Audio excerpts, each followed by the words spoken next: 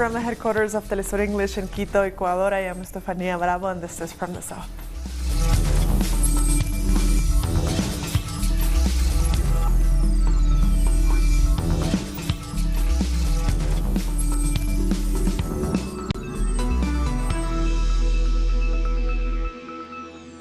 Sri Lanka's president has announced he is changing his defense chief after Sunday's church attacks.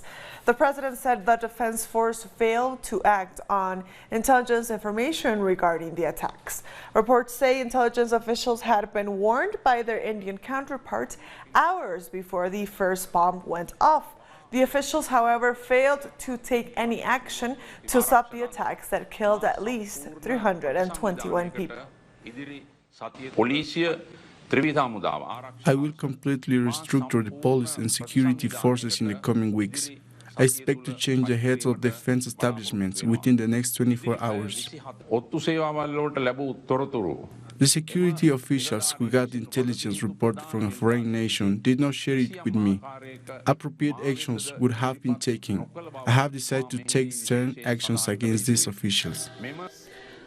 Over 4,000 Christians were killed in 2018, according to the organization Open Doors. More than 3,000 were arrested and almost 2,000 churches were attacked. According to the report, the most dangerous countries to be a Christian are Nigeria, where 87% of the killings took place, North Korea, Afghanistan, and Somalia. The judges on the Supreme Court in Brazil have unanimously voted to reduce the prison sentence against the former president Luiz Inácio Lula da Silva. 4 judges voted to reduce the sentence to 8 years and 10 months. Lula was sentenced to 12 years and 1 month in January last year in connection with the so-called triplex corruption case. The ruling means that Lula could be released in September of this year. Our correspondent Brian Muir has the details.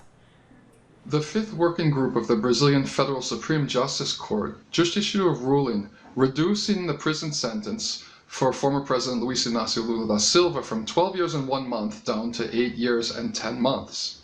Now, a lot of legal scholars are saying that this was done basically to preempt a decision that's about to be made by the Federal Supreme Court regarding imprisonment of people who've had their second appeals denied. Because last April, they had to open an exception enabling them to arrest Lula during election season while his appeals processes were still underway. And that ruling from last April affects the lives of thousands of people in Brazil. So the expectation is that they're going to ban people from being arrested after their second appeal is denied, as was the case of Lula. And so what happened today, in a very quick manner, the courts pushed through his third appeals process without even informing his defense team that it was going to go on. Now, there's such a lack of evidence. There's no material evidence whatsoever implicating Lula in any crime of corruption. So they had to do something. So they made the symbolic gesture of lowering his sentence. However, this move to lower his sentence opens the path for him to be removed from solitary confinement and possibly being put under house arrest. He's been in solitary in violation of the Mandela rules for over a year now. So the idea that he could be transferred to house arrest is being viewed positively by the millions and millions of supporters of the former president. We thank Brian Muir for that report. Spain's Prime Minister Pedro Sánchez has warned about the far right during a debate between the 4 main candidates for Sunday's general election. The 2 candidates of right-wing parties, Pablo Casado of the Popular Party and Albert Rivera of the Ciudadanos Party, lashed out on the Prime Minister. They accused him of betraying Spain for attempting to negotiate with Catalan pro-independence leaders. Meanwhile, Sánchez stressed he would never agree to an independence referendum. The independence parties and the right parties know that independence is not going to happen. They know it's not going to happen. They know that the problem in Catalonia is not the independence. The problem is the coexistence. And that is why we are suggesting to dialogue inside the limits of the Constitution, facing this coexistence problem. That is what this government has been doing. And the leader of the right-wing Popular Party, Pablo Casado, has criticized the way the Prime Minister has handled the Catalan crisis. It's obvious. You have already packed it, and that's why you're not telling us if you're going to pardon or not the prisoners of the coup d'etat. Why you gave instructions to the Attorney General to change the penal classification of the prisoners? Why you gave instructions to the prosecutor? Why you gave instructions to the Supreme Court according to the front page of a media? Because as long as you continue in Moncloa, you make pacts even with the Morning Star. And as mentioned earlier, Spain is heading to the polls this Sunday, with the current Prime Minister Pedro Sánchez seeking a second term in office. But the socialist leader will almost certainly have to reach agreements with other parties if he is to form another government. The Socialist Party has reached the final stretch of the campaign as the front-runner according to the polls. But it is still unclear which parties might support the socialists to keep them in government. For that reason, the PSOE is sending a clear message to Spanish citizens. They are the only ones who can stop a possible right-wing coalition. According to Pedro Sánchez, the return of the right, including the far-right Vox Party, would be a huge setback for people's rights. Do we want to move forward or step backwards? For the Socialist Party, moving forwards means social justice, living all together, with greater transparency, and stepping backwards, which is what the right-wing bloc proposes, means more cuts and more inequality, the return of corruption, conflict between regions, and greater political tension. And we don't want that.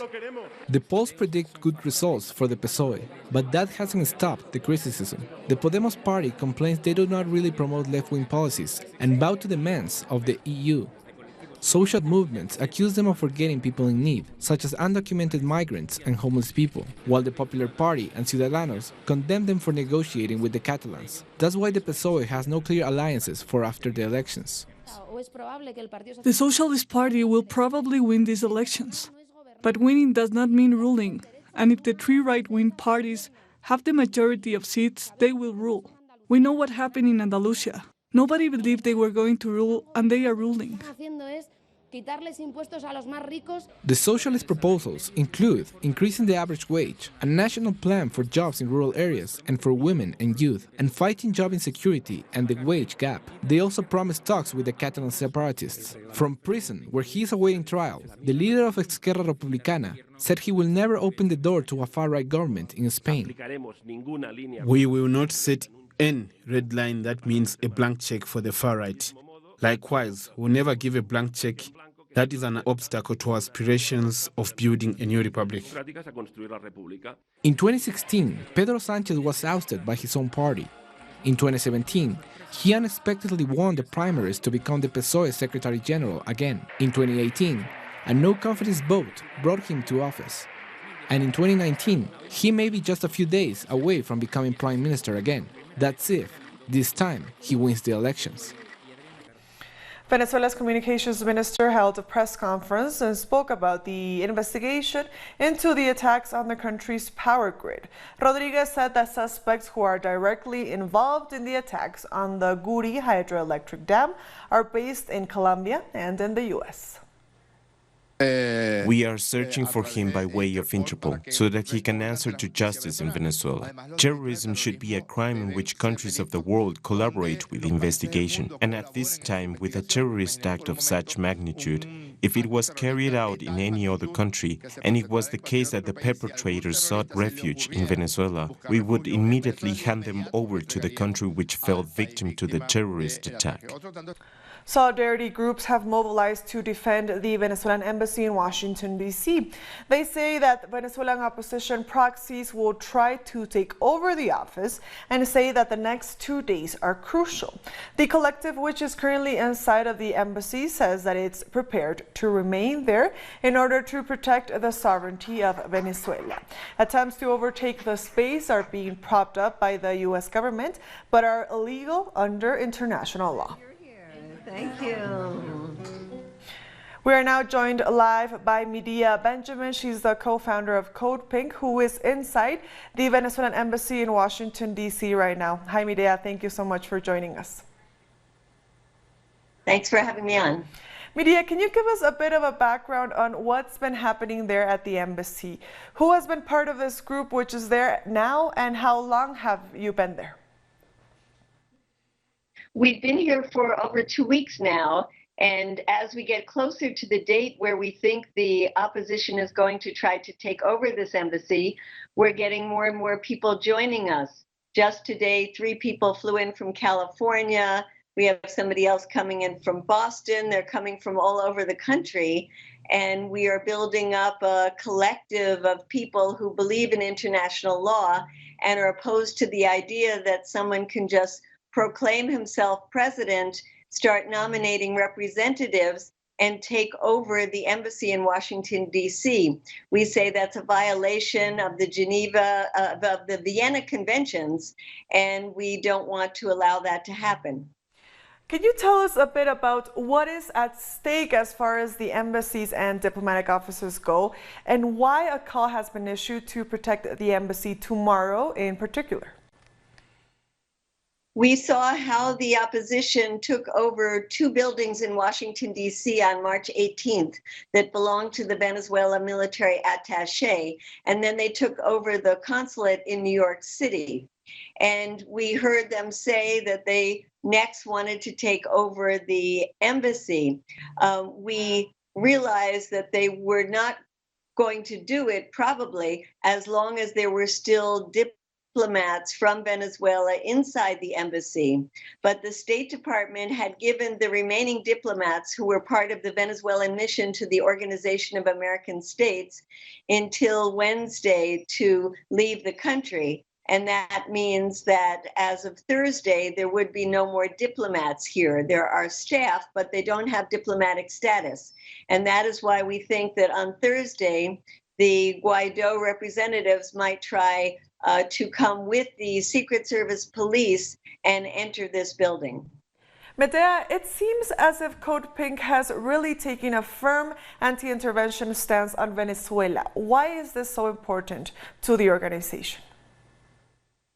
We have seen the results of U.S. intervention historically, both in Latin America, going back, for example, to the coup in 1954 in Guatemala, the 1973 coup in Chile, the attempted coup in 2002 in Venezuela, the coup that took place in Honduras in 2009, and we've seen U.S. intervention more recently in the Middle East, and how each one has taken a crisis situation and made it into a catastrophic situation. We feel that the way the Trump administration is moving and trying to orchestrate a coup could lead to a civil war, massive bloodshed inside Venezuela, and we will not watch this happen. That's why we feel it's so important to be here inside the embassy in Washington, D.C., in the heart of the empire, to say that all people have the right to sovereignty and self-determination, and the U.S. should not interfere in the internal affairs of other countries. Medea, and lastly, what is the message coming from these activists to the U.S. government? We are saying that for the last 2 years, we've been hearing about Russian interference in the U.S. elections. And yet at the same time, the U.S. is actively interfering inside the political affairs of other countries. And so we're trying to stop the Trump administration. We're saying no to the economic sanctions that have been so harmful to the Venezuelan people. We're saying no to any kind of military intervention and working with our Congress people to make it clear to the Trump administration that any kind of military intervention is unauthorized by Congress and illegal. And we're calling on the international community to condemn the United States for all these moves that it has made to try to overturn a democratically elected government in Venezuela. Medea, we thank you so much for your time for Telesur English. Thank we were you. just speaking to Medea Benjamin from the Code Pink organization from Washington, D.C. Let's take a short break now.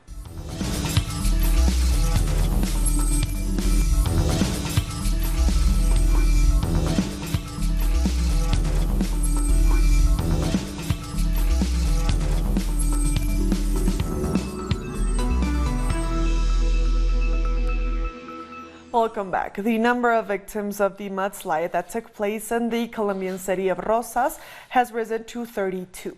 Several houses were buried on Sunday night by a mudslide caused by heavy rain. According to authorities, the area was at risk and was subject to an evacuation order. Families denounced they had been promised to be relocated for the past 4 years. Mexican authorities detained a group of migrants along a road in southern Mexico and now could be deported. Among those detained in the state of Chiapas were mothers with their children escaping poverty and violence in Central America. Government data shows Mexico has ramped up detentions of migrants. This also follows criticism from U.S. President Donald Trump that the Mexican government isn't doing enough to stop migration. Our correspondent in Mexico, Eduardo Martinez, brings us more. Authorities from the National Migration Institute have arrested around 367 people on the road that connects the Mapastepec and Pijijiapan municipalities. They said the arrest took place as a part of migration control measures because all people who enter the country have to register with immigration. This registration enables people to get the proper documents to move freely around Mexico. There are around 6,000 people waiting for their situation to be regulated in the state of Chiapas. Many of them hope to reach the northern border with the United States. We are now in a shelter where the majority of migrants come from Central American countries. They are waiting here while the documents they need for regulating their migration status are processed. We thank Eduardo Martinez for that report. Argentinians have taken to the streets of Buenos Aires in a national day of protest against the government's economic policies. Farmers gave away about 20,000 kilos of fruit to demand fair prices for their produce. The event was organized by the Union of Rio Negro and Neuquén workers.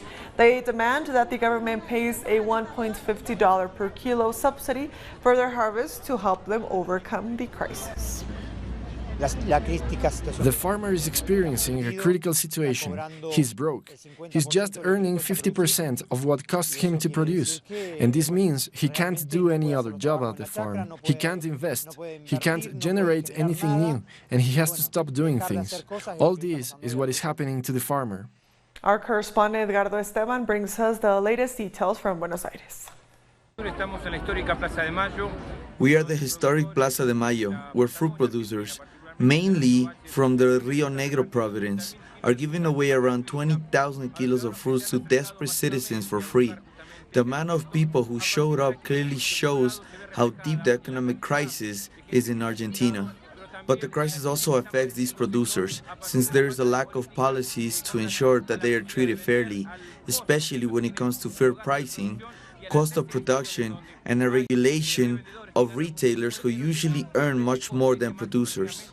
That's why they prefer to give away the fruits for free over selling them for little profit, as they would eventually come out with losses. They are demanding concrete measures from the government of Mauricio Macri, including a $1.50 per kilo of harvest subsidy to help them overcome the crisis, and also a special health plan with 10 years of assistance. We thank Edgardo Esteban for that report. The former executive director of Odebrecht in Peru has confirmed the company contributed to the campaign of former President Alan Garcia in 2006. Jorge Barata said the Brazilian construction company gave $200,000 to the campaign through Garcia's former interior minister. Barata refueled this during an interrogation in Brazil regarding the corruption case. Alan Garcia shot himself last week just before being arrested in Lima, linked to the case. Security forces in Guatemala have arrested the former health minister, Jorge Villavicencio. Villavicencio has been on the run since January after the prosecutor tried to arrest him for alleged fraud, abuse of power, and embezzlement. The former health minister served under the government of former President Otto Pérez Molina, who is also being investigated for corruption. The Nicaraguan government delegation has been highlighting the progress made since the restart of talks with the opposition Civic Alliance. The The talks are part of a continuing attempt to find solutions to the crisis facing the country. The Foreign Minister, Denise Moncada, said that a roadmap and a negotiating agenda have been agreed upon. With the support of the Red Cross, the government has also released 236 people detained in connection with last year's violent protests. Moncada said that further talks are needed to reach agreement on a mechanism for justice and reparations, on the role of international organizations in implementing the agreement, and on the lifting of sanctions against Nicaragua. We'll be back very soon. Stay with us.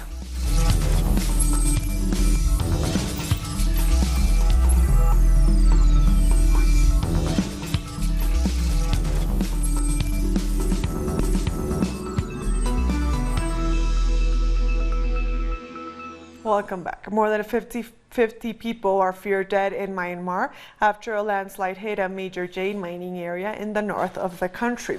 A search and rescue operation is ongoing as bodies are being recovered from the mud. The accident happened when a mud-filled pond situated at an old mining site collapsed. Some of the victims have been identified as migrant workers who search for pieces of the precious stones left over from mining operations. About 500 people were evacuated from the Sydney Opera House in Australia after an excavator cut a gas line, triggering a leak. Officials say the low-pressure gas main was hit during construction work at the venue. No injuries have been reported. The area has since been reopened after 3 hours of repair work. At least 32 people have been killed by mudslides and flooding due to torrential rain in South Africa. Officials say the death toll is expected to rise in the Durban and KwaZulu-Natal provinces.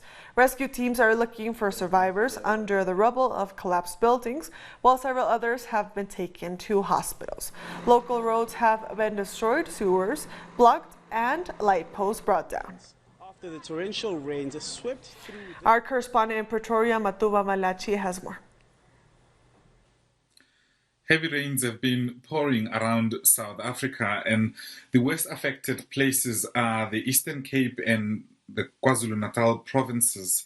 Durban in KwaZulu-Natal being the hardest hit, with about 32 people reported to have died in the floods and the mudslides that came with the heavy rains that have been pouring since Monday afternoon.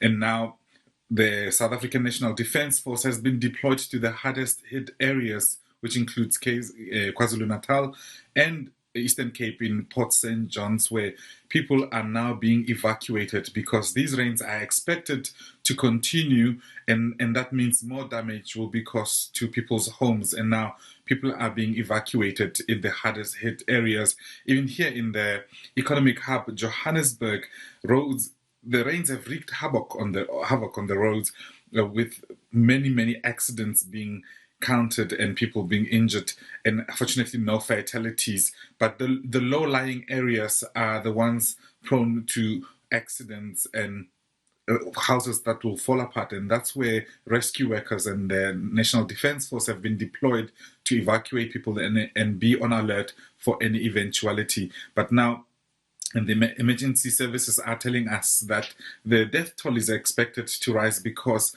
there are still people who have not been accounted for, especially in Durban, in KwaZulu-Natal province, where there's already 32 people that have been killed. But we keep tabs on the story as it unfolds. It's back to you, studio. We thank Matuba for that report. One person has been reported dead and several others injured in violent clashes in India during voting. A man was killed in West Bengal and at least 3 activists injured. Voting is underway for the 3rd phase of the election. There was a tension, and the Trinamool Congress people, particularly the Gundas, they attacked the Congress boys and killed one boy, and 2 others were severely injured. Armenians have commemorated the anniversary of what they called the genocide committed by Ottoman Turks in 1915. Citizens have marched in capital Yerevan, carrying torches and waving their national flag. The mass killing of Christian Armenians during World War I led to the death of up to 1.5 million people. However, Turkey contests the figures and denies it was a genocide. And with that story, we've come to the end of this news brief. These and other stories, as always, find them on our website at telesurenglish.net. And also join us on social media. We are on Facebook, on Twitter, and on Instagram. For Telesur English, I am Stefania Bravo. Thank you for watching.